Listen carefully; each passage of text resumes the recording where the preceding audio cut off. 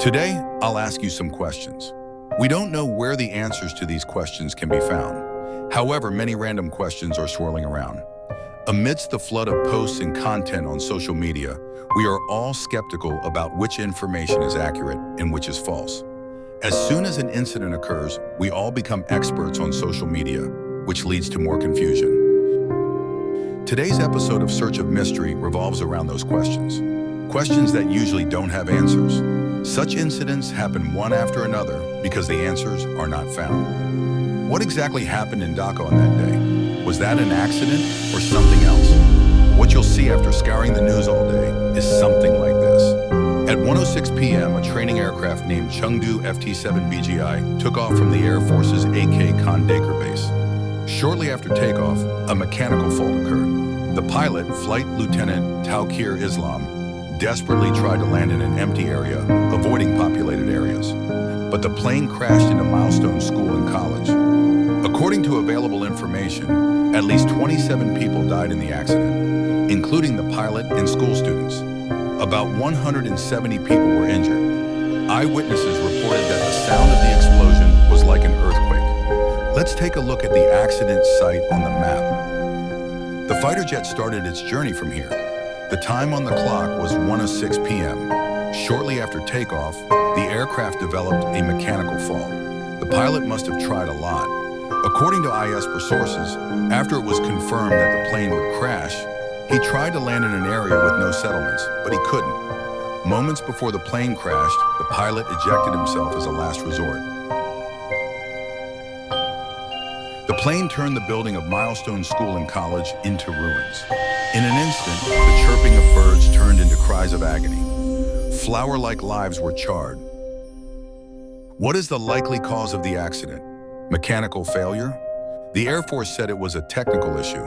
This aircraft had been in use since 2013, meaning it was more than 12 years old. The model was released in 1966. Engine or fuel fault?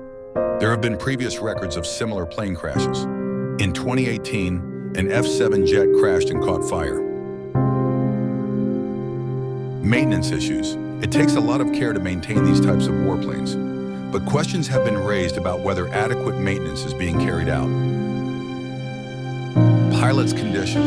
Although there is no doubt about his prudence, skill, and competence, considering his experience, it is clear that he was a rising star. He had never been in this type of situation before. Was he given any training or instructions on what to do in such critical situations? Towkir Islam may have wanted to save more lives, but no one can say what he wanted to do at the last moment. Maybe he was looking for an empty space. Let's look at the map again. There were many empty spaces around Ashulia. There was an open field not far away. He may have tried to land in such a place, but in front of Towkir's uncontrolled wild spin was the wide wall of Milestone. Needless to say, it is not possible for anyone to think normally in such a situation. Questions have been raised about how dangerous training flights are in densely populated areas. In addition, another question has been raised. What if the school wasn't there in that situation? Yes, why is the school here? Let's go back to where the plane took off. As usual, the plane developed a mechanical fault. The plane went out of control. Let's assume there is no Milestone College at this crash site. What would have happened? The deceased pilot could have rescued himself without thinking twice. The plane would have crashed, but he could have survived. He had that training too. Even if he didn't get that chance, he would have died like other unfortunate accidents. But that didn't happen. Why not? That's the question. Why is the Milestone College campus here? Let's look at the map again. This place is the funnel route for planes. There shouldn't be houses or residences in this area. Even if it's not a fighter jet, all planes from the airport regularly travel on this same route. Which came first, the airport or the settlement? Then how did such a large commercial educational institution come to be there? Who gave permission? Who built it? Are any of the founding members former Army officers? How did he buy such a large place? Purchase or occupation? Anyway, anything is possible in Bangladesh if you have power. So he will build a school here. Do business, very good. Has anyone thought about whether this place is suitable for a school? Who gave permission for this? In our country, do you get permission just because you have power and money? It is important to find the answer to this question. But it can be found even after a day or two. For now, the focus should be on Milestone College.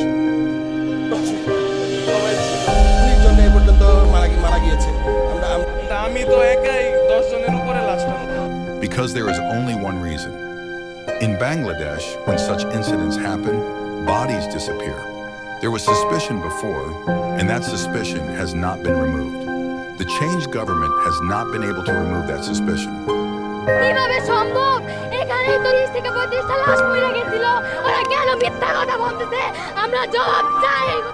Keep in mind that we have entered the age of information terrorism. While there are attempts to hide information on one hand, people will start believing false information on the other. Therefore, a true and credible answer to this question is needed. What is the actual death toll? Now let's move on to another question. Why was this plane used for training? Why was this plane bought cheaply when various countries have discarded it? Wasn't there corruption in the deal? Didn't a large amount of money go into someone's pocket? Wasn't there negligence in the maintenance of these old discarded jets? Look at the past accidents of the Air Force. The history of Bangladesh. Air Force accident says, 2008, F-7 crashed near Dhaka, the pilot died. 2018, KLE-8W trainer crashed in Jashore, 2 pilots were killed. 2018, another F-7 accident in Khandker, caught fire, the pilot died. 2024, Yak-130 crashed in Chittagong, 1 pilot died. Each incident reveals old planes, technical problems, training deficiencies, and safety flaws. This problem will not be solved by observing a one-day national mourning. The nation wants to know what will happen to the remaining old, faulty fighter jets. On whose head will they fall? This country must be brought back from such a fragile state. We must increase our military capabilities and make them modern and up-to-date. We must add state-of-the-art fighter jets, hypersonic missiles, and drones for self-defense. We need to work on new technologies and research to discover our own self-defense equipment. Everything needs to be moved outside of Dhaka. We don't know of any other country where there is a cantonment right in the middle of the capital, where everything from the headquarters of each force is located. Decentralization of Dhaka city is the demand of the hour. Since it is impossible to move the cantonment even if the country is destroyed, there is no alternative to moving the capital away from Dhaka. The pressure on Dhaka must be reduced by any means. Otherwise, we will have to live with such tragedies regularly and give our lives, the lives of our children.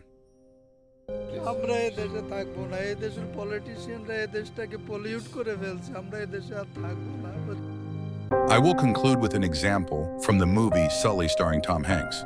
The movie is based on a true story. On a cold winter morning in 2009, an Airbus A320 took off from New York with 155 passengers. Shortly after takeoff, both engines failed due to a flock of birds. Everyone stood on the brink of life and death in an instant. But pilot Sully Sullenberger did not give up. Unable to return to LaGuardia's emergency route, he landed the plane in the icy Hudson River. The splashing waves merged with the breaths of 155 people. Yet no one died. The ferries rushed in, fireboats, police helicopters, frogmen. Everyone performed their duties perfectly. Sully later said that there was nothing miraculous here. The perfect coordination of decades of preparation created this miracle. Today, a training jet crashed on Milestone School in Bangladesh. The screams of children and the blood-stained classroom instantly turned into a death trap. But what happened next was like a nightmare. The rescue operation was chaotic. There was no emergency medical care. Soldiers were baton charging. People were taking pictures instead of helping. And various rumors were spreading. Political leaders were showing off in front of wailing patients in the ICU. Yes, accidents can happen in any country, but when the lack of preparation and chaos become more terrifying than death, the question arises, are these mere accidents or state-sponsored killings? We don't know how the families of the Milestone students who died will endure this grief. We also don't have the answer to how those who survived will live their lives fighting this trauma. Sometimes I feel like the fact that so many people are still alive in Bangladesh is a miracle. And we the people are all just miraculous yet insignificant characters.